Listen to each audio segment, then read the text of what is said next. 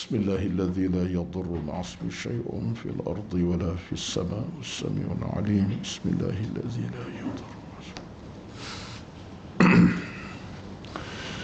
الفاتح. أعوذ بالله من الشيطان الرجيم. بسم الله الرحمن الرحيم. الحمد لله رب العالمين الرحمن الرحيم مالك يوم الدين. إياك نعبد وإياك نستعين. اهدنا الصراط المستقيم صراط الذين أنعمت عليهم غير المغضوب عليهم ولا الضالين. آمين.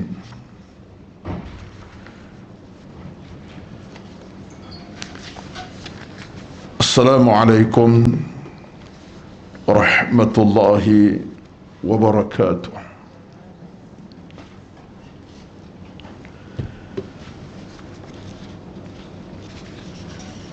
إن الحمد لله نحمده ونستعينه ونستهديه ونستغفره ونعوذ بالله من شرور أنفسنا ومن سيئات أعمالنا.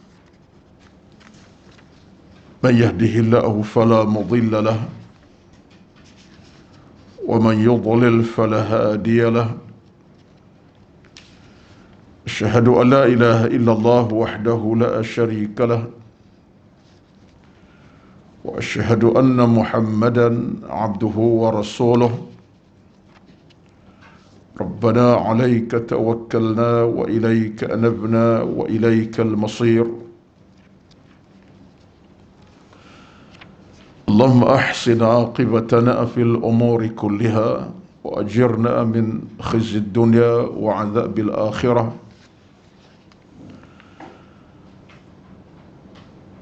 اللهم رب يسر أمورنا ولا تعسر علينا إنك أنت العليم الحكيم.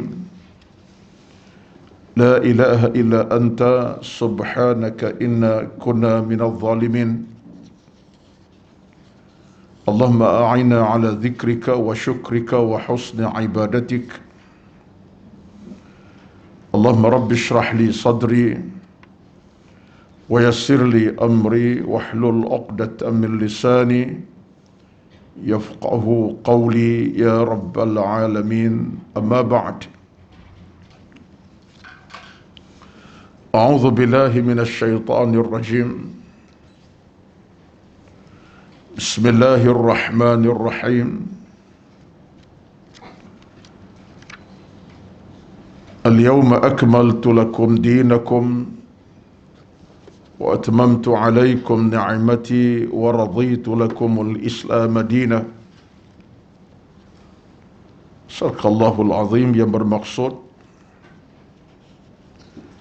pada hari ini aku telah sempurnakan untuk kamu agamamu dan aku telah cukupkan kepadamu nikmatku dan aku redha Islam menjadi agama kamu. Sadaqallahul Azim. Surah Al-Ma'idah ayat yang ketiga. Dihormati yang berbahagia dan kuasa pengurusan kuliah duha Masjid Al-Falah USJ 9 Subang Jaya, yang berbahagia dan dihormati yang diraikan seluruh kehadiran para jamaah duha pada pagi 4 Ramadan Al-Mubarak tahun ini 1443 Hijriah. Dan mudah-mudahan di saat yang penuh barakah, di hari yang berkat, di bulan yang berkat, di waktu berkat ini akan terus memberkati perjalanan kehidupan kita, sama ada yang zahir ataupun yang batin, yang kita nampak atau tidak nampak, semuanya dalam kerahmatan dan keberkatan daripada Allah Azza wa Jalla, dan hasilnya menjadikan kita dalam keadaan beroleh keredaan Allah Azza wa Jalla bila sampai saat ketikanya kita bertemu dengan Allah Rabbul Jalil. Kerana sampai ketika masanya, pasti kata Allah dalam Al-Quranul Karim, wa inna ila rabbika ruj'a, surah Al-Alaq. Wa inna ila rabbika ruj'a, dan sesungguhnya kepada Tuhan kamulah kamu akan kembali. Maka seluruh perjalanan kita dalam hidup ini semuanya bermatlamat untuk kita mendapat kebahagiaan, keredaan insya-Allah Azza wa Jalla. Sebab itulah tuan-tuan, alhamdulillah Allah Subhanahu wa taala masih berikan kita peluang yang cukup besar sampai ke saat pagi ni 4 Ramadan ini terus kita melaksanakan ibadat. Dalam keletihan macam mana pun, ambillah peluang tersebut. Dalam kepenatan macam mana pun, ambillah rezeki, nikmat yang Allah masih campakkan buat kita. Allah Subhanahu wa taala terlalu adil kepada kita, dan tidak sama sekali Allah zalimi hamba-hambanya, kerana sifat Allah itu dijelaskan dalam Al-Quran, wa laysa bidhallamin lil abid, dan tidak sama sekali Allah zalimi hamba-hambanya. Yang zalim adalah kita. Kita zalimi diri kita, masa kita, tenaga kita, nikmat Allah beri, kita zalimi di atas mungkin kelalaian, kecuaian, kejahilan dan seumpamanya. Tapi Allah tidak zalimi kita. Di saat kita berdosa, Allah sedia nak ampunkan dosa-dosa kita. Datangkan Ramadan untuk mohon keampunan. Di saat kita ada kekurangan dalam hidup, pahala dan seumpama Allah berikan Ramadan. Kita kutip pahala demi pahala. Di saat kita ada di sana kekurangan dalam banyak perkara, Allah jadikan Ramadan bulan untuk kita kumpulkan kembali kekuatan kita. Jadi ini semua merupakan satu rezeki yang bukan kepalang, dan marilah sama-sama kita ambil kesempatan itu. Kesempatan yang masih kita mati dan rasai sampai ke saat pagi inilah 4 Ramadan Al-Mubarak ini. Kita tak tahu apakah kita masih lagi sempat meneruskan kehidupan besok, lusa, tulat hingga Ramadan saya, kita tak tahu. Semuanya dalam pengetahuan Allah Azza wa Jalla. Yang kita ada, inilah masanya. Yang semalam telah berlalu, yang besok belum tentu, tapi sekarang pasti inilah masa kita. Jadi alhamdulillah di pagi ini ada yang telah selesai tadarus Al-Quran, tahniah. Ada yang telah selesai solat duha, terbaik. Ada yang hiasi kehidupan pagi dengan zikirnya selepas solat subuh tadi hinggalah tengah hari. Ada yang habiskan masa dengan duduk beriktikaf, bermuhasabah diri, tahniah. Dan ada yang mengambil ruang masa juga untuk hadir ke program ilmu, menyambung lagi nyawa ilmunya dengan kuliah duha, terbaik. Alhamdulillah. Jadi apa yang saya sebutkan ini bukanlah sekadar untuk sebut, tapi untuk ingatkan diri saya sendiri, kerana perjuangan dengan bulan Ramadan ini, perjuangan kita wajib ambil kesempatannya. Allahumma amin ya rabbal alamin. Tuan-tuan, puan-puan yang dirahmati Allah sekalian, tajuk pada pagi ini adalah tajuk yang cukup sesuai sebenarnya. Saya semak, datang tadi semak, duk baca, duk teliti apa yang nak disampaikan pada pagi ini daripada kitab yang dikarang tuliskan oleh Al-Imam An-Nawawi ini, cukup sesuai sangat-sangat. Kerana kita dalam ruh Al-Quranul Karim, dengan tadarusnya, dengan membacanya, menelaahnya daripada awal Ramadan malam pertama hingga hari ini. Jadi ada yang telah baca juzuk, kalaupun tidak juzuknya, dah surah-surah tadarus, tahniah. Maka dalam ruh Al-Quran itu, tajuk kita pada pagi ini kebetulannya menyambung bicara kita pada 2 minggu yang lepas, 16 Mac yang lalu, membaca Al-Quran secara berjamaah. Kelebihan orang-orang membaca secara berjamaah, ia mendengar bacaannya serta menerangkan fadilat orang yang mengumpulkan jemaah tersebut, mendorong dan mengajak mereka ke arahnya. Tajuk punya panjang lah, tapi tajuk nak ringkas ialah kelebihan bersama Al-Quran. Itu tajuk ringkasnya. Baik, kita nak sambung balik perbincangan kita yang tergantung sikit di penghujung 2 minggu yang lalu. Saya masih ingat. Ketahuilah bahawa bacaan Al-Quran secara berjemaah adalah sunat berdasarkan dalil-dalil yang nyata dan amalan para salaf dan khalaf yang selalu menyokong hal ini. Sebuah hadis sahih daripada Nabi sallallahu alaihi wasallam yang diriwayatkan daripada Abu Hurairah dan Abu Sa'id Al-Khudri dengan sabda Nabi sallallahu alaihi wasallam, "Ma min qaumin yadhkuruna Allah illa haffat bihimul malaikatu wa ghashiyatuhumur rahmatu wa nazalat alaihimus sakinatu wa dzakarahumullahu fi man 'indahu." Yang bermaksud, ma min qaumin yadhkuruna Allah, tiada suatu kelompok manusia yang dalam ingat kepada Allah. Ingat di sini kata ulama dengan makna membaca Al-Quran. Antaranya, maksud ingat ini ialah membaca Quran. Duduknya dalam keadaan Quran dibaca dan dibaca. Dan ada ulama yang kata maksudnya bukan baca saja, tapi ada orang duduk dengan zikir dan zikir. Tahmid dan tahmid. Jadi ayat hadis ini tuan-tuan, boleh kita katakan Al-Quran lah. Sebab Nabi sebut, ma min qaumin yadhkuruna Allah, dengan mana sesiapa yang duduk dalam keadaan baca Al-Quran. Zikrullah itu maksudnya ingat pada Allah, terjemahnya boleh dikatakan sebagai tilawatul Quran. Apa kelebihannya?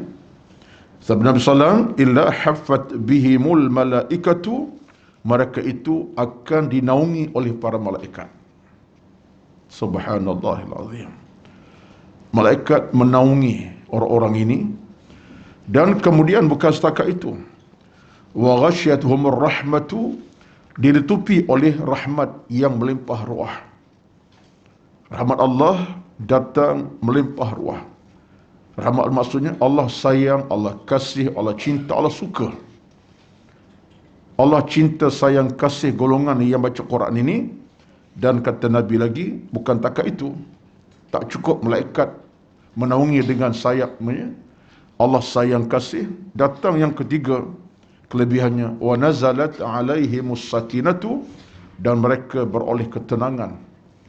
Ketenangan dicampakkan dalam hati-hati mereka. Ia baca Quran, Allah berikan as-sakinah, ketenangan hati dan jiwa.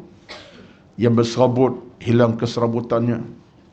Yang ada tekanan perasaan, hilang sekejap perasaan yang tertekan, bahkan hilang terus insya-Allah kemudiannya. Dan kata Nabi lagi, bukan takat itu, yang akhir kata Nabi, wa dzakarahumullahu fi man 'indahu. Lalu kata Nabi, dan Allah sebut nama mereka di sisi para malaikatnya. Yang sebut siapa? Allah sendiri. Hai malaikat, tengok hambaku, dia tak lupakan aku, tengok tu. Sebut namaku memanjang. Hai malaikat, tengok. Malaikat juga tak tahu, malaikat nong kita, tapi nak sebut, Allah meletakkan satu tanda aras yang tinggi, memuji hambanya. Hebat hambaku ni, malaikat, tengok. Daripada jam 8 tadi, tadarus tak habis-habis lagi. Walaupun mengantuk letih, tapi dia baca Quran. Contohnya di Taman Hazaya lah ni. Maksudnya ialah Allah sebut nama kita. Allah bangga. Hadis Imam At-Tirmidzi rahmatullahi alaihi. Saya kira hadis jelas. Tak ada kerumitan kita nak fahami, tapi jelas membuktikan bahawa tidak merugi langsung orang-orang yang membaca Al-Quranul Karim. Batulah tuan-tuan, puan-puan dirahmati Allah sekalian, sementelahan kita sedang duduk dalam bulan Ramadan ini. Sementelahan kita dah masuk bulan Ramadan yang penuh keberkatan ini. maka tidak ada agenda kita yang lebih besar di samping agenda lain pun banyak. Satu agenda yang paling utama dari Ramadan paling utama ialah bersama Al-Quranul Karim.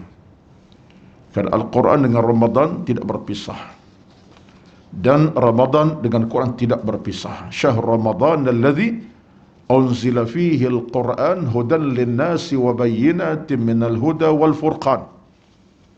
Allah sebut dalam surah Al-Baqarah, bulan Ramadan diturunkan padanya Al-Quran, datang membawa perhidayah, bimbingan, kenyataan, peringatan tentang hukum agama dan sebagainya. Bahkan kitab yang boleh membezakan di antara baik dan buruk, jahat dan benar. Jadi dalam hal ini kata para ulama, ini kita nak kait sikit lah. Betul, para ulama menegaskan bahawa seseorang manusia yang bila tiba Ramadan, masuk Ramadan, bersama Ramadan, tapi dia tidak membaca Al-Quranul Karim. Ada ulama yang kata orang ni sebenarnya, walaupun dia berpuasa, walaupun dia bertarawih, walaupun dia dalam keadaan bersedekah sekalipun, Masya Allah, semua itu amal bagus. Sedekah derma, subuh beri, zuhur beri, malam beri, tarawih pun dia buat. Alhamdulillah. Tapi ketika dia berpuasa dan berramadan itu, langsung dia tak baca Al-Quranul Karim. Tak baca langsung. Dia baca solat akhir lah. Solat tu wajib baca. Dah luar solat ni. Tak ada nak tadarusnya, tak ada dia nak baca sorang-sorang, tak ada. Maksudnya, dia putus hubungan Al-Quran. Tapi amalan Ramadan dia buat. Bangun awal pagi, dia sembahyang sunat tahajud, duha dia buat. Tapi nak fokus Quran dengan maksud baca Quran, maktilawatan, dia tak baca. Apa kata ulama? Ini pandangan ni tidak hadis, tapi ulama yang sebut, termasuk kata Al-Imam Asy-Syaukani, orang ni sebenarnya, orang ini belum dikenal oleh Allah Subhanahu wa taala. Orang ini seolah Allah tak kenal dia lagi. Walaupun dia buat ibadat macam-macam, tapi Allah macam tak kenal dia. Semacam tak kenal. Ini pandangan, bukan hadis tuan-tuan. Jangan kata hadis Nabi, tidak. Ini pandangan ulama yang agak keras sikit. Dari sudut pandangan, siapa yang tak baca Al-Quran langsung, seolahnya Allah tak kenal dia lagi. Dia sembahyang dah, dia puasa dah, tapi tak lengkap. Seolah Allah tak kenal. Sebab apa? Tidakkah Al-Quran itu dalam hukumnya merupakan kalamullah? Jadi kalau orang tak baca Quran, seolah dia tak bercakap Allah. Soal dia pulau. Kita ambil contoh, memulau orang. Kita ada ibu, kita ada mak. Duit hantar. Tiap bulan, banking je. Sebenarnya account ada, automatically pula. Sekian-sekian masuk. Tiap bulan mak terima. Daripada anak-anaknya 200-300 ribu sebulan, contohnya. Tetapi, telefon tidak. Tak bercakap. Dah banyak. Boleh kabulkan bulan lah, tahun contohnya. Tapi duit hantar. Tak putus hubungan dari bab itu. Yang tu bab nafkah lah, nafkah walaupun tidak wajib, tetapi rezeki ibunya dia di sebalik duit bulanan itu. Tapi tak telefon, tak tanya khabar secara voice, secara apa, secara lisan. Apakah nak kata anak ini anak yang yang sempurna? Akhlaknya tak sempurna. Maksudnya ada kekurangan di situ. Sama lah dengan Allah tadi. Salat, qiyam, tahajud, buat sunat tarawih, jangan cakap bukan 8, dia buat sampai 36. Ya, contoh bagus lah. Tapi Quran tak baca. Orang ini kata para ulama, Allah tak kenal dia. Seolah orang asing. Maka di sini kata para ulama, wajibkanlah, seolahnya diwajibkan, mewajibkanlah setiap orang kita ini untuk membaca Al-Quranul Karim. Bila? Khasnya dalam bulan Ramadan ini. Ini satu pandangan yang agak keras disebutkan oleh para ulama, tapi bagi saya ada kebenarannya. Jadi saya kira ini tidak membabitkan puan-puan, sebab puan-puan yang hadir pada pagi ini adalah orang-orang yang baru balik pada tadarus, baru kembali pada tadarus kejap lagi, yang pasti dah baca Quran sepanjang hari, malam, siang, pagi, petang, tak banyak pun sikit dalam tadarus dan bacaan peribadi. Terima kasih dan tahniah. Moga-moga Allah rahmati kita. Saya pun sama amalnya, insya-Allah. Baik. Itu satu. Yang keduanya, hadis ini juga menunjuk kepada kita bagaimana Allah Subhanahu wa taala meletakkan satu tahap yang tinggi kedudukannya kepada siapa? Ahlul Quran, iaitu orang yang membaca Al-Quranul Karim.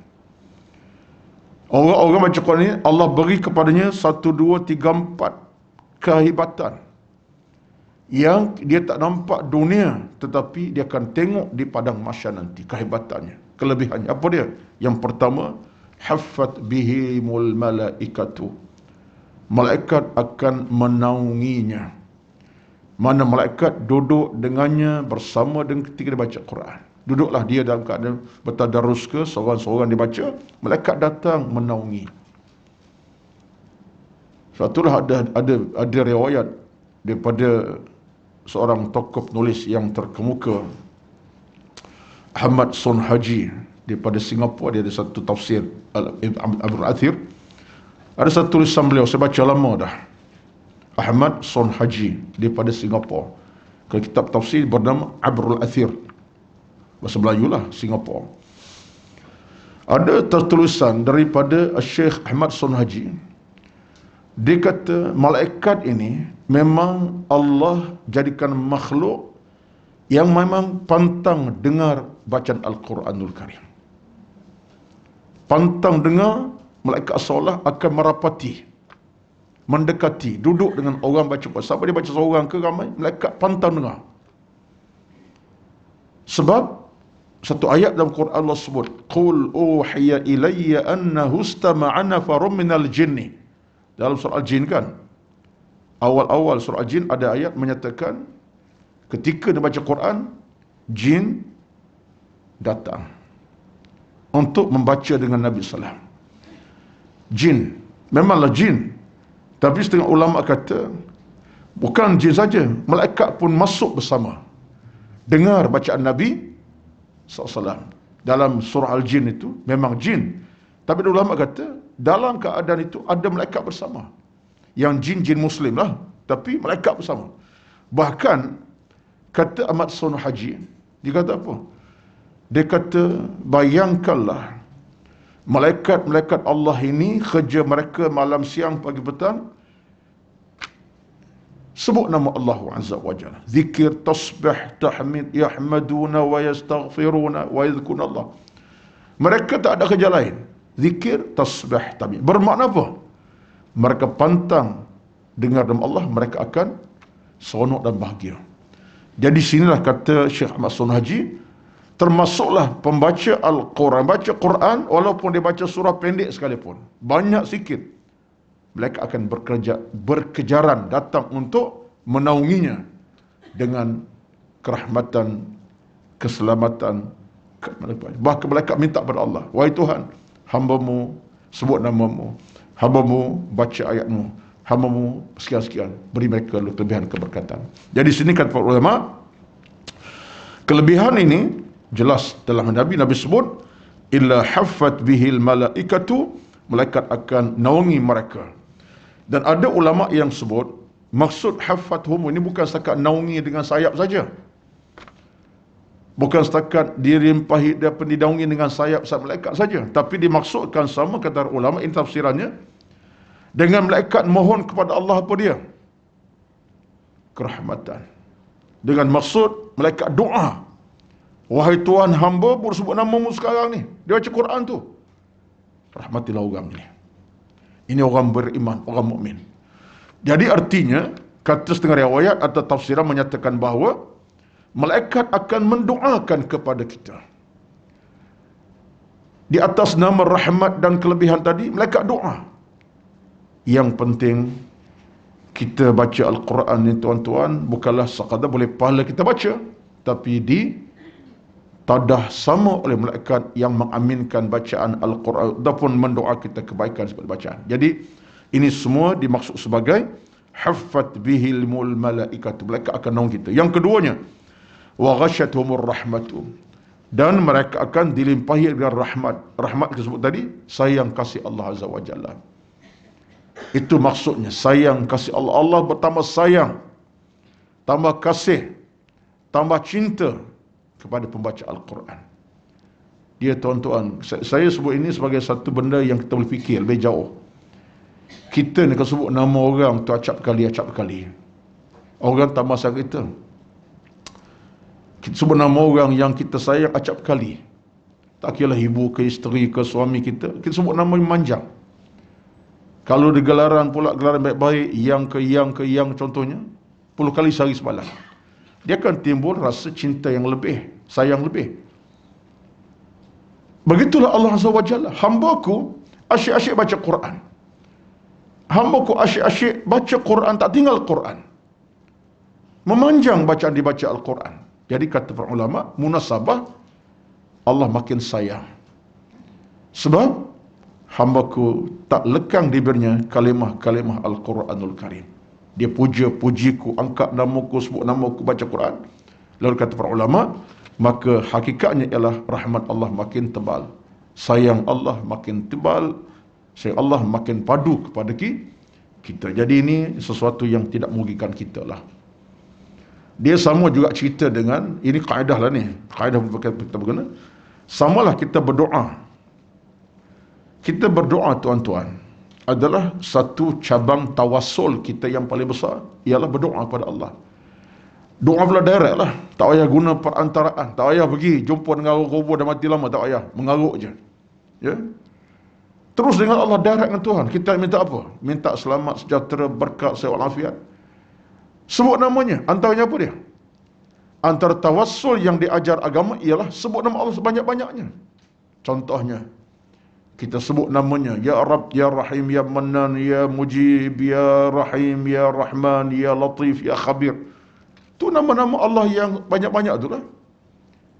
Yang menjadi mungkin sebahagian pada kita dah hafal. Asmaul Husna, boleh nasyid pun. Itulah namanya. Dalam kita merintih pada Allah, kita sebut nama, Ya Allah, Ya Rahman, Ya Rahim, Ya Mannan, Ya Latif, Ya Mujib, Ya Sami', Ya Basir, Ya Dzal Jalali wal Ikram. Ya, sampai puluhan nama. Kita minta, atas namamu yang penuh kerahmatan, Ya Allah, aku mohon aku direzeki kasih walafiat, tak diuji dengan masalah hidup yang berpanjangan. Contohnya, sebut nama Allah sebegitu banyak. Di antara cara tawassul yang paling afdal, terbaik, kita puji namanya. Bukan satu dua, sampai 10 nama. Ya Sami', Ya Basir, sampai belas-belas. Tuan-tuan, ini antara cara kita berdoa yang paling afdal. Itu adalah kita benar-benar meletak pengharapan tinggi kepadanya. Sampai diulang, Tuhan yang mendengar, Ya Sami', Ya Basir, Tuhan yang maha melihat, Ya Mannan, Tuhan yang maha pemberi, Ya Azim, Tuhan yang maha berkuasa, yang maha besar, Ya Aziz, Tuhan yang maha berkuasa. Semua hak dia belaka. Besar, kuasa, hebat, agung, mulia. Doa kita lebih cepat untuk Allah kabulkan. Sebab di atas sebutan nama-nama gahnya itu, kita benar-benar mengharapkan tercapai apa kita dambakan. Mana mungkin Allah akan tolak. Dah puji sangat, Allah Azza wa Jalla takkan tolak. Tak percaya? Kita dengan orang bersama, suami kita, bang bagus, bang baik, bang cantik, bang handsome, bang, ya. Contohnya, duit sikit bang, contohnya. Mudah-mudahanlah, minta 1,000, kasih 2,000. Tak kena cara, kasih penombok, itu lain cerita. Tuan-tuan, kau ni main-main dia. Contoh, tapi ini bukan gurauan tuan-tuan. Sebab itulah kadang-kadang kita angkat nama orang, disanjung, dipuja tu, dia membesarkan jiwanya. Tapi manusia bahaya, kita angkat nama orang jadi riak pula dia. Tapi Allah tidak. Allah tidak. Bila kita sebut nama acap kali, Allah kata, hamba-Ku. Saya kata tuan-tuan, ini semua keadaan agama ni. Semacam kita baca Al-Fatihah dalam sembahyang kita. Tuan-tuan perasan kan tidak? Baca Fatihah Allah jawab. Perasan kan? Tak dengar. Tak dengar Tuhan jawab. Takkan tak dengar? Saya dengar. Jangan gitu Ustaz, ajaran salah tu. Tak dengar. Tapi Nabi sebut, bila kita baca Quran, Alhamdulillahi Rabbil Alamin, Allah jawab tu, Hamadani Abdi, hamba-Ku puji aku. Ar-Rahman Ar-Rahmanir-Rahim. Allah jawab tu, majjadani abdi, hambaku mengagungkanku. Tuan-tuan, sampai habis. Tiap kali kita baca Fatihah, Allah jawab satu-satu. Hambaku sedang pujiku, hambaku angkat namaku, hambaku minta Allah Akbar. Ada balik hadis itulah. Balik semula hadis itu daripada Nabi Sallam. Maknanya Allah bila dengar namanya sebut, Allah gembira. Dan bila Allah gembira, maka apa yang kita minta Allah permudahkan. Boleh? Boleh berhenti. Tuan-tuan sekalian, kemudian Nabi sebut wa nazalat alaihimus sakinah. Allah turunkan ketenangan kepada mereka. Sebab Quran merawat hati dan jiwa. Saya tak nak bincang panjang dah, hadis panjang pula perbincangan, tapi rawatan yang paling mujarab dalam kehidupan beragama tidak ada melainkan ayat-ayat Allah Azza wa Jalla. So Allah berjanji dalam Quran, wa nunazzilu minal Qur'ani ma huwa shifaa'un wa rahmatun lil mu'minin. Dan kami turunkan Al-Quran semuanya untuk menjadi perawat kepada hati-hati manusia. Rawat hati, rawat jiwa, rawat perasaan. Dalaman, luaran sekali. Bukan setakat dalaman. Fizikal kita pun boleh sihatkan Al-Quran dibaca. Apalagi rawatan dalaman. Tengah berserabut, tak tenang, hilang ketenangan, ada something dalam hidup, ada masalah yang berlaku. Kata Allah, kami turunkan itu tujuannya. Tujuan di antara tujuan adalah memberi rawatan kepada kamu. As-sakinah akan datang. Ini saya rasa sesuatu yang kita nak kena letak di hadapan. Bahawa kita proses mengalami masalah hidup ini banyak, tuan-tuan. Banyak. Siapa yang tak ada masalah hidup? Tak sikit, banyak. Tak banyak, sikit. Tak besar, kecil. Biasa. Kesempitan hidup ni banyak benda. Sakit, demam, susah, payah keluarga, anak-anak, kita urusan perniagaan, urusan harta, macam-macam. Yang lebih teruk sama menyambung masalah lepas satu-satu. Tapi ingat, semuanya kita kena pulangkan dengan kita mohon kepada Allah pintu-pintu keselamatan. Ini satu keyakinan mendalam. Ala bi dzikrillahi tatma'innul qulub. Pun sama sebut Quran yang ayat lain. Ketahuilah hai manusia, ingat pada Allah, tenang hati kamu. Antara cara ingat, baca Quran. Di samping solat-solat dan seumpamanya. Tapi zikrullah sebut dengan baca Quran. Hati tenang, baik. Supaya panjang pula hadis ini dalam tafsirannya. Yang kedua yang turun ialah zakarum al-kasbun, kita kena sebut tadi, baik. Ada riwayat yang kedua. Ini riwayat yang lebih khusus. Yang tadi umum, tapi ulama sebut dengan maksud ma min qaum yadhkurullah, itu siapa yang baca Quran dan zikir macam-macam. Yang ini ada satu ayat hadis khusus Nabi sebut kepada kita dalam hadis daripada Abu Hurairah. Nabi bersabda, majtama'a qaumun, hadis lebih kurang sama, saya tak panjanglah sikit. Majtama'a qaumun fi baitin min buyutillah. Ini betul-betul berkaitan dengan seorang yang manusia yang berkumpul dalam amalannya macam tadarus, tuan-tuan. Majtama'a qaumun fi baitin min buyutillah. Tidak ada satu kelompok yang berhimpun di rumah Allah. Rumah Allah ni mana apa? Masjid ataupun surau lah. Dalam keadaan apa mereka buat? Yatluna kitab Allah. Mereka baca Quran. Wa yatadarasuna bainahum, dan mereka bertadarus, berbincang dalam hal Al-Quran itu. Ini jelas. Hadis ini jelas tentang suatu amalan yang mulia dalam Islam, ialah duduk berkumpul beramai-ramai di rumah Allah dan baca Al-Quran beramai-ramai. Jadi amalan yang kita buat sekarang ini menepati hadis yang kita sedang baca ini. Jadi ini amalan yang sebenarnya menjadi amalan utama dan penting, khasnya dalam bulan Ramadan, dan tidak juga Ramadan sepatutnya. Cuma pembudayaan masyarakat kita dah lama Ramadan tadarus. Lepas Ramadan, sekian, full stop, wassalamualaikum, jumpa tahun depan, contohnya. Tapi sepatutnya tak berlaku macam itulah. Tapi tak apalah, kita raikan, dan ada orang yang berterusan, Masya Allah, ya. Tapi kalau boleh, Ia bertusan tak boleh kelompok dalam Ramadan sebulan 10 orang, lepas Ramadan cari 3-4 orang. Duduk dalam setengah jam, lepas subuh kawan-kawan rapat kita, boleh Syawal, Zulqa'dah, Zulhijjah, Muharram, Safar. Jom Kak Limah, Kak Mina, Kak Aisyah, kita baca sekejap, ya. Contohlah tu, ya.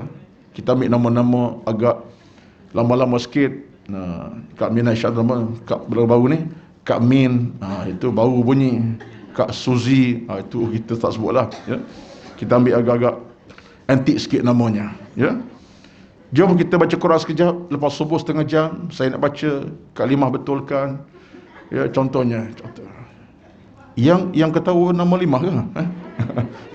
Okey, Halimah, ya, Masya Allah. Tu. Ustaz pun nama aku pula dia kata ini, ya. Tak apa, Halimatus Sa'diyah, ya. Main-main, ya. Seorang yang cukup hebat. Mana seorang yang hebat daripada Halimah Sa'diyah? Susunya Nabi minum. Oh, itu bukan calon-calon orang Kak Salawah. Dia beri susu minum kepada Nabi. Tuan-tuan, tak ada manusia paling mulia dah. Seorang Nabi minum susu dada daripada dadanya. Maknanya bukan kecil dia punya sumbangan. Halimatus Sa'di dia buat Nabi SAW. Tuan-tuan, batulah jangan pandang seorang kampung, seorang yang tak ada harta, maka tak cukup, tetapi dia telah menyusukan seorang hamba Allah yang paling agung dunia akhirat. Allah Akbar.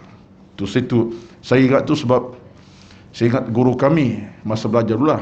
Ni sebut Halimah ni, ingat tu Sa'diyah tadi, ya. Guru kami pernah kata, kamu nampak dah satu kelebihan daripada Halimah Sa'diyah. Ini guru kami masa belajar dulu. Kadang-kadang dia ada kuis terbuka dalam kelas, maksudnya soalan terbuka. Dia orang Iraq, Tok Syekh besar, hafal Quran. Saya ingat umur dia 6 tahun hafal Quran, 7 tahun. Memang hebat orang ni, dah meninggal dah.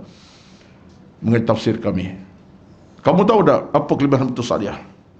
Halimatus Sa'diyah, apa kelebihannya? Ibu Nabi SAW. Kami pun penuh, lebihnya jaga Rasulullah, kita kata kat dia. Pelihara Nabi, memanglah dia kata terlebih, tapi ada lebih lagi. So kita pun tak jawapan tu. Kita fikir benda macam-macam. Saya bukan seorang, saya dengan rakan Arab yang lain lah. Ada Arab, 2-3 dengan Arab yang lain lah. Dia kata, sebesar-besar rezeki Halimah Sa'diyah menyusukan Nabi, air susunya diminum Nabi SAW.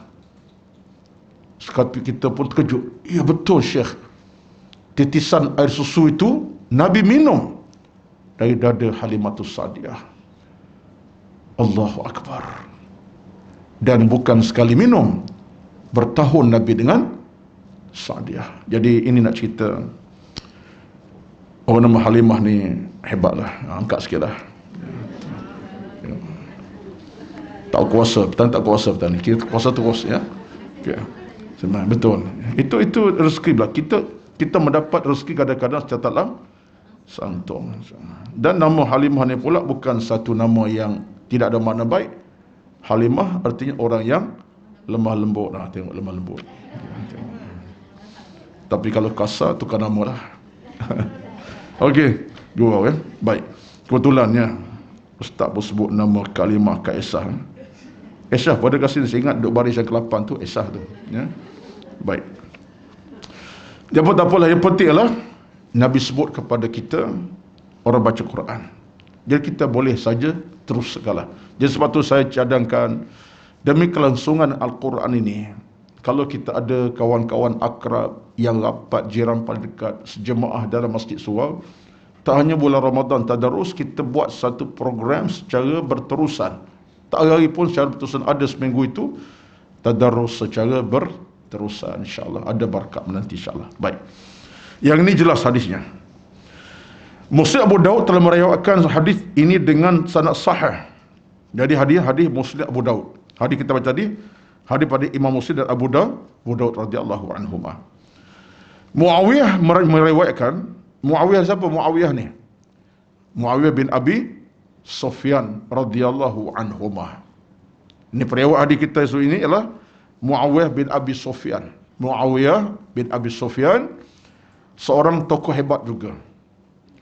Dan dia di antara penulis wahyuna Nabi. Dia seorang yang bijak dalam soal ilmu, bahasa, dan dia penulis wahyu Nabi. Turun ayat, turun hadis, Nabi sebut satu benda dia catat. Dia antara penulis wahyu Nabi SAW. Termasuk Hasan bin Thabit dan 2-3 nama yang lain. Dan anak kepada Abu Sufyan radhiyallahu anhu. Tapi antara mereka berdua, siapa meluk Islam lebih awal? Anaknya. Yang bapaknya lewat sikit. Abu Sufyan lewat dan masuk Islam pada tahun ke-8 Hijrah. Tapi anaknya awal lagi. Jadi anak melebih daripada bapaknya kerana Muawiyah cerdik dalam banyak perkara. Dia nilai Nabi dengan nilaian yang lengkap dan sempurna. Dia tak tolak Nabi. Dia tengok Nabi, ini Rasulullah. Ini memang Nabi. Ini memang orang terbaik. Aku nak ikut dia. Beriman dia. Jadi Muawiyah lebih awal Islam. Ayahnya Razqi akhir mula Islam tahun ke-8 Hijrah. Sebelum itu musuh sengit Nabi lah. Itu cerita dia lah. Tapi itulah sejarah beliau. Tapi jangan lupa Abu Sufyan pun ada di sana sejarah hebat dalam soal bersama Nabi dalam menegakkan Islam. Orang Mekah boleh meluk Islam semua orang. Satu rumah pun tak Islam. Yang satu rumah pun tak tinggal Islam tahun ke-8 Hijrah kan Abu Sufyan. Bila Nabi masuk ke Madinah, masuk ke Mekah daripada Madinah ke Mekah tahun 8 Hijrah, buka kota Mekah, mana buka maksud Fatu Mekah, masuk ke Mekah kejayaan. Semua orang di Madinah, di Mekah yang dulu musuh Nabi, sengit sampai matlamat Nabi lewatnya. Tapi bila sahaja 8 Hijrah Abu Sufyan meluk Islam, orang Mekah semuanya meluk Islam. Tak ada satu rumah mereka semua mengucap syahadah. Batu Abu Sufyan ni setengah periwayat, setengah ulama kata jasanya besar. Kerana dia seorang menyebabkan Mekah seluruhnya meluk Islam. Kenapa? Sebab pertama dia orang dihormati. Dia pemimpin yang orang sanjungi. Jadi pemimpin kalau orang tu menghormati dia, mudah untuk tarik orang ramai kepada kebaikan. Itulah sejarah pemimpin pun nak pada orang baik. Kalau pemimpin kacau bila huru-hara, orang pun tak seronok. Benci ada, tak suka ada, suka ada, tak suka lebih ramai. Susah pemimpin macam tu. Dan pemimpin bila ada nilai kebaikan sikit atau banyak, menyebabkan orang boleh terima yang dia buat dan boleh sokong. Macam Abu Sufyan, bila dia Islam, masuk Islam saja, mengucap syahadah, semua rumah di Mekah tak ada yang melainkan semuanya ucap syahadah. 8 Hijrah. Itu rezeki dia lah, ya. Baik. Muawiyah kata apa? Anna Rasulullah SAW kharaja ala halqatin min ashabihi faqala ma yujlisukum qalu jalasna nadhkuru Allah ta'ala wa nahmaduhu lima hadana lil Islam wa manna alayna bih faqala atani Jibrilu sallallahu alaihi wasallam radhiyallahu anhu فأخبرني أن الله تيباهي بكم الملائكة. Allahu Akbar. Tengok tu, hadis ni nampak ringkas tapi nilai itu, nilai hadis ni. Satu hari kata Muawiyah, Nabi keluar kepada satu halaqah, sahabat sedang duduk beramai-ramai. Nabi datang, sahabat duduk ramai-ramai. Duduk ramai-ramai, duduk bukan duduk berbual kosong, ya, bukan sembang kencang. Bukan. Seduduk bersama-sama keadaan buat apa? Berzikir, sebut nama Allah. Dan kata ulama, mereka sedang membaca Quran. Sahabat ni, ayat dia hafal, sahabat dengar. Itu ceritanya. Sebenarnya Nabi sampai kepada satu halaqah. Halaqah ni, majlis lah. Satu keadaan orang berkumpul. Nabi sampai, Nabi tanya, ma yujlisukum? Maksudnya, buat apa ni? Kamu semua ni? Itu dia. Ya, terjemah Melayu macam itulah. Ma yujlisukum, sedang buat apa ni? Boleh apa ni balik rumah nanti? Boleh sebut ke anak-anak kat rumah tu, ma yujlisukum. Anak tengok mama nak mati ke agaknya. Tiba-tiba je bahasa Arab ni. Gua dapat daripada hadis-hadis tu. Betul tu. Tapi ialah buat macam tu, orang rasa dia macam keluar bahasa Arab, masuk rumah ma yujlisukum, confirm. Kalau suami dengar pun tak lama dah kot nak mati kawan bini aku, dia kata. Ya. Tapi makna bagus. Apa dia? Buat apa ni? Duduk apa ni? Nabi tanya. Sahabat jawab. Sahabat kata, jalasna nadhkurullaha ta'ala wa nahmaduhu. Ya Rasulullah, kami duduk dalam keadaan kami ingat pada Allah dan memuji-muji Allah Azza wa Jalla. Duduk, ada riwayat tambahan kata mereka sedang baca Quran. Sebab di kalangan sahabat ramai itu ada yang baru terima ayat Al-Quran, dia ajar pada yang lain. Ada yang lebih ajar pada yang tak faham. Jadi mereka berbincang tentang Allah dan ayat Tuhan. Ayat Quran lah. Itulah di antara ceritanya. Lalu bila saja mereka kata macam tu kepada Nabi SAW, mereka sebut lagi. Kata mereka, lima hadana lil Islam wa manna alaina bihi. Ya Rasulullah, kami duduk dalam keadaan sebut nama Tuhan kerana Tuhan terberikan petunjuk. Alhamdulillah. Sahabat puji pula. Kami dapat hidayah ayat Quran tu atas kami, dapat ilmu macam-macam. Dan kata mereka, kami dapat banyak kelebihan pada Al-Quran ini. Lalu kata Nabi bukan tak tahu sebenarnya. Tuan-tuan, Nabi tanya tu bukan Nabi tak tahu apa. Nabi dah tahu pun sahabat sedang duduk baca Quran beramai-ramai. Sebelum itu, Jibril datang kat Nabi dah. Jibril datang kat Nabi dah cerita apa yang berlaku. Lalu kata Nabi, atani Jibril. Ya, betul lah tu, kamu buat benda yang terbaik. Sebab Jibril datang pada aku. Jibril dah beritahu dah. Tu sahabat kamu Rasulullah sedang duduk baca Quran, sedang berzikir nama Allah macam-macam. Jibril dah cerita kat Nabi dah. Cuma Nabi datang tu, kalau bahasa mudah, buat-buat tanya lah. Ya, duduk apa ni? Contohnya.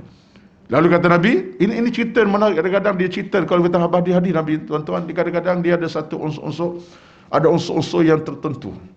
Nabi kadang-kadang buat tak tahu, tapi sahabat, macam satu pagi lah. Satu pagi itu lepas subuh. Ini cerita juga ni.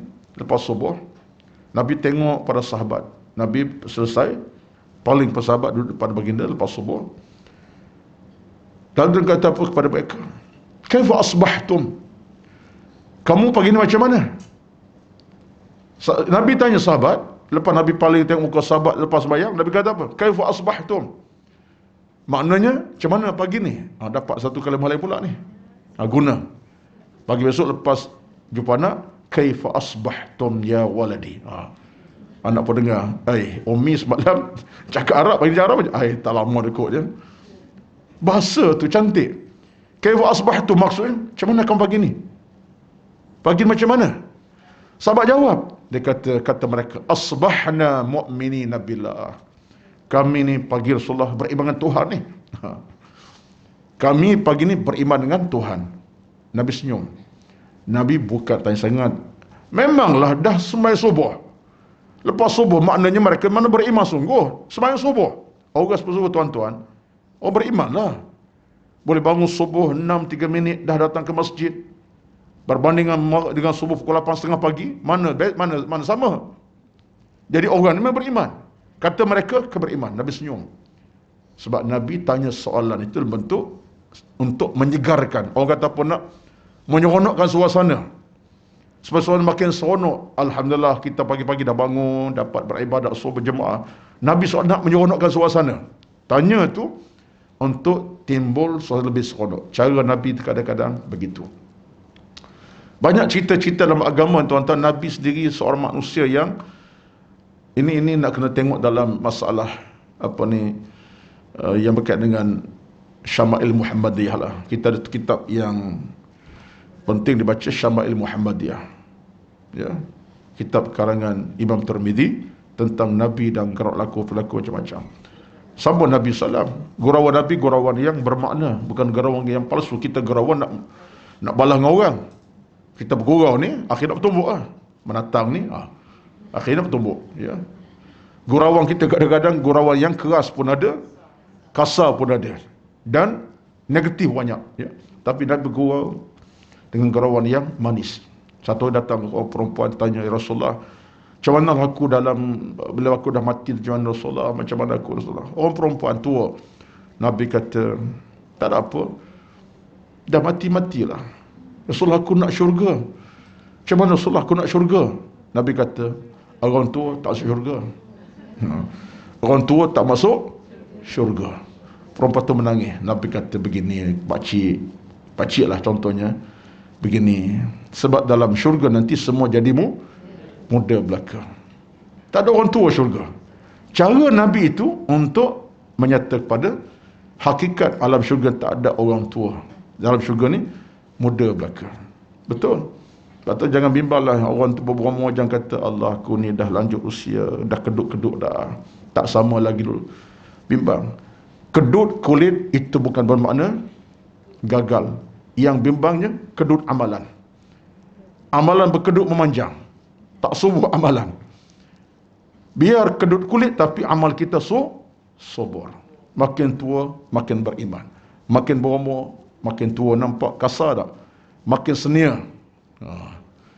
Makin umur meningkat, patut makin amal makin banyak. Patutnya supaya subur amal kita, sebab bukan isu tua dalam syurga. Sebab semua kita, kalau ikut hadis Nabi SAW, ahli syurga dalam baya 33 tahun. Thalathun wa thalathina sanatan. Lebih kurang, ahli syurga ni lebih kurang dalam baya umur mereka 33 tahun. Anak dengan ayah sama, jumpa. Kau anak aku ayah. Ya, boleh jadi jumpa ayah dengan anak. Siapa kau ke? Kau ayah ke aku anak ni?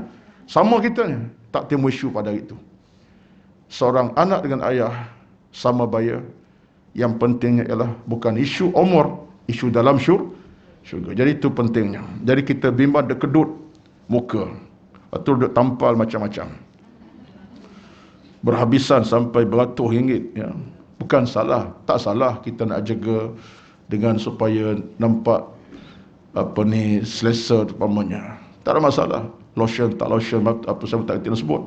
Ya. Silakan tak masalah. Tapi yang tu kita bimbang kedut muka, kedut kulit, tapi tak pernah subur amal kita kulit besar. Jadi yang tu kena jaga amal. Baik. Jadi kata sahabat, kami duduk bersama macam Rasulullah. Akhirnya Nabi kata apa? Dah, aku tahu dah. Atani Jibril, dan Jibril kepadaku, kata Jibril kat Nabi, annallaha ta'ala yubahi bikumul malaikata. Allahu Akbar. Nabi kata, Jibril pesan kepada kamu. Bawa pesan Jibril rupa Nabi ni. Kerana kamu duduk malih macam ni, dengan duduk baca Quran, bertasbih bertambah dengan Allah ini, kata Nabi, bahawa Jibril bawa kepadaku berita bahawa Allah berbangga dengan kamu. Allah bangga dengan kamu sekarang ni. Yubahi bikumul malaikat. Inna ta'ala yubahi. Allah bangga dengan kamu sebab apa? Kamu sebut nama dia, baca Quran. Sebab sebut tadi kan, kita bila sebut nama Allah, baca Quran, memanjang, Allah bangga dengan kita. Itulah yang disebutkan malaikat kepada Nabi, bahawa Allah bangga dengan sahabat-sahabat mereka, sahabat Nabi yang sedang baca Quran. Baik tuan-tuan sekalian, At-Tirmidzi berkata, hadis ini hadis yang sahih, hasan sahih. Baik. Ad-Darimi uraikan setengah sanadnya pada Ibn Abbas, beliau berkata, man istama'a ila ayatin min kitabillahi ta'ala kanat lahu nuran. Riwayat ini dia Ad-Darimi. Ad-Darimi salah seorang daripada ulama hadis lah. Cuma dia tak dikenali semacam ulama hadis yang lain, Abu Daud, Tirmidzi dan tapi Ad-Darimi ini ulama hadis, kitabnya pun ada, meriwayatkan bahawa Nabi bersabda pada Ibn Abbas, man istama'a ila ayatin min kitabillahi ta'ala kanat lahu nuran. Ini pun satu benda yang besar tuan-tuan. Tolonglah. Ini hadis ini bagi saya satu hadis yang bersifat berikan kita rezeki percuma. Bersifat berikan kita rezeki percuma. Percuma rezeki. Apa caranya kata Nabi? Kata Ibn Abbas, man istama'a ila ayatin min kitabillahi ta'ala kanat lahu nuran. Sesiapa yang mendengar satu ayat Al-Quran, maka ayat tersebut akan merupakan cahaya baginya. Dengar ni, istama'a, dia dengar, dia mendengar. Istama'a, dia mencari ruang untuk mendengar. Istama'a itu maksudnya dia berusaha mencari untuk dengar. Kata Nabi, cahaya akan datang daripada Al-Quran dengar itu. Tuan-tuan, dengar. Bukan kita baca ni. Yang baca-bacalah. Sebab itulah kita kalau tengah driving, tiba-tiba diperdengarkan oleh DJ radio, biasa dia apa? IQ meledak. IQ meledak. Dibukanya siaran bacaan Al-Quran. Dikata apa? Sekarang kita dengar bacaan Khalid Al-Ghamidi daripada surah Al-Baqarah ayat 5 hingga 10 contohnya. Jangan tukar channel lah. Tak pasal-pasal tukar channel. Contohnya lah. Rezeki dah tu. Sambil driving kita baca, tapi kita dengar bacaan walaupun daripada radio ataupun siaran audio gitu. Ia termasuk hadis ni kita dengar. Apalagi ayat tu ayat yang dah kita sering baca, Yasin contohnya. Petang-petang kita hari ni kalau pukul 6.30 tu, pukul 6 pagi belum subuh, belum maghrib, dalam tempoh itu ada bacaan Syekh Karim di Aikim. Dalam Aikim Syekh Karim baca surah Yasin. Belum subuh confirm, belum subuh confirm, belum maghrib confirm. Diulang dalam tempoh pandemik ini, tak pernah tak diulangkan. Oh, tu seronok kita. Patutnya jadi dengar tu tuan-tuan, satu rezeki rupa-rupanya. Termasuklah kita dengar kawan kita baca dalam tadarus. Kawan kita baca, kita dengar. Masuk dalam ayat ini, hadis ini. Maksudnya, kata Nabi, kanat lahu nuran, maka ayat yang dengar itu akan cahaya baginya. Maksudnya kelebihan rahmat pahala nanti kita tahu lebih tak tahu. Yang penting ada kekuatan. Ini satu rezeki. Batulah Quran ini, tuan-tuan, bukan baca saja, dengar pun dah dapat rezeki pahala. Ini saya kata by cash ataupun sorry, ini pahala percuma. Kadang kita tak rancang, tapi kita merancang nak dengar satu hal, lebih baiklah kita dengar, kita buka audio daripada phone kita, kita dengar. Yang penting benda-benda macam tuan-tuan adalah benda-benda yang kita patut ambil langkah segera, kerana Al-Quran adalah harta besar kekal kepada kita semua. Dengar pun dapat pahala, apalagi kita baca. Yang baca tak cakap lah, setiap satu ayat kita baca, setiap huruf kita baca dapat 10 pahala. Ibnu Abu Daud meriwayatkan bahawa Abu Darda mempelajari Al-Quran bersama sekumpulan usia, membacanya beramai-ramai. Abu Darda siapa tuan-tuan? Abu Darda siapa? Sahabat Nabi SAW. Diriwayat Abu Darda sahabat Nabi ini, dia belajar Quran bila dia duduk dengan sahabat yang lain. Dia baca, diperdengarkan orang baca tafsir, dia belajar macam tu. Abu Darda radhiyallahu anhu, sahabat Nabi SAW. Sahabat Nabi dah, tapi dia suka dengar orang sampai ke baca Quran itu. Pernah berlaku kepada Mu'adz bin Jabal radhiyallahu anhu. Mu'adz bin Jabal ini seorang di antara sahabat Nabi yang begitu hebat dalam Al-Quran. Sampai Nabi Mus'ab bin Umar radhiyallahu anhu. Bukan Mu'adz bin Jabal. Mus'ab bin Umar. Yang itu Mu'adz bin Jabal. Mus'ab bin Umar ini seorang pemuda, tapi dia hebat. Dan Nabi pernah minta kepada Mus'ab, ya Mus'ab, rattil alayya al-Quran. Tolong baca Quran, aku nak dengar. Nabi minta Mus'ab baca Al-Quran dan Nabi nak dengar satu hari. Sampai Mus'ab kata, Rasulullah, aqra'ku alai Quran, aku baca Quran, kerana Quran tu atas kamu. Mana aku tak layak lah, Quran tu atas kamu dah. Kamu lebih faham daripada aku lagi, lebih pandai, lebih hebat. Aku nak baca. Kata Nabi, baca. Nabi tak baca, baru Mus'ab baca. Bila Mus'ab baca Quran, Nabi menangis, menghayati. Sampai Nabi kata, Allah berikan engkau kelebihan yang tidak pada orang lain. Tuan-tuan, nak dengar. Katalah kita ni, kadang-kadang tak perlu minta orang baca pun, buka saja suara daripada phone kita, boleh baca, dengar siapa baca. Mahrimah Aqli, nak dengar daripada Syekh As-Sudais, daripada Khalid Ash-Shuraim, macam-macam nama lah yang ada. Ali Uzaifi, daripada imam-imam yang hebat. Kita qari-qari Malaysia pun ramai. Ustaz Tirmizi Haji Ali, Tirmizi Abdul Rahman, macam-macam nama lah, yang lama yang baru dah meninggal. Semua itu serah pada kita lah. Kalau kita cenderung nak dengar Quran, kita dengar. Tapi kalau tak dengar tuan-tuan, tukar channel terus. Ya. Tutup terus kadang-kadang. Ini masalah. Intanda hati dah sakit dan buta. Wallahu alam. Jadi mudah-mudahan dalam kesempatan yang kita ada sekarang ni, dalam masa terbatas bulan Ramadan ni tuan-tuan, ambillah kesempatan yang ada. Mudah-mudahan Allah berikan kita rezeki dengan Al-Quran, bacaannya, dengarnya macam-macam. Dan Al-Quran merawat hati kita, jiwa kita dan kehidupan kita. Amin Rabbal Alamin. Mudah-mudahan Allah berkati semua. Jam dah 11.30. Saya puasa hari ni, jadi letih sikit lah. Tuan-tuan, bolehlah. Sebab kejap lagi saya ada online. Online kejap lagi dengan Proton. Ya. Daripada rumah lah. Jadi kerja lah pukul 1 online dengan mereka. Sekarang ceramah masih online lagi, banyak online lagi. Sekadar pertemuan pada hari ini, banyakkan doa, banyakkan munajat, banyakkan rintihan. Quran jangan lupa, baca malam, siang, pagi, petang. Derma sedekah jangan abaikan. Tak boleh bagi sikit, banyak pun tak apa, tak ada masalah. So ini peluang Ramadan besar kepada kita. Doa-doa jangan lupa, doa dekat buka puasa. Saya pesan sangat-sangat, dekat buka puasa sekitar 5-6 minit, tolonglah ambil waktu itu untuk tutuplah semua channel-channel yang lain. Cerita-cerita dalam keluarga apa tutup, panggil anak, isteri, kita duduk bersama, jom abang baca doa, abah baca doa, anak-anak aminkan. Hari ini abah baca doa, besok abah bagi ruang isteri baca doa, anak-anak aminkan. Begini ganti. 5-6 minit, 7 minit belum kita dengar azan kumandang. Nabi bersabda, da'watus saimi la turaddu hatta yuftira. Doa orang doa orang sedang berpuasa, Allah tak tolak hinggalah sampai waktu dia nak buka puasa.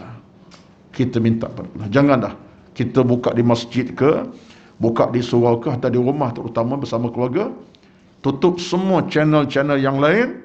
Hadaplah makanan kita nak buka puasa lagi, tapi dengan doa kita kumandangkan.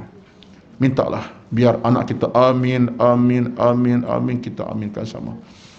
Baik di masjid pun samalah juga. Wallahu a'lam, itulah sekadarnya. Sekian, bismillahirrahmanirrahim. Alhamdulillahirabbil alamin. Wassalatu wassalamu ala sayyidina Muhammad wa ala alihi wa ashabihi ajma'in. Allahumma inna nas'aluka ridha'aka wal jannah wa na'udzu bika min sakhatika wan nar.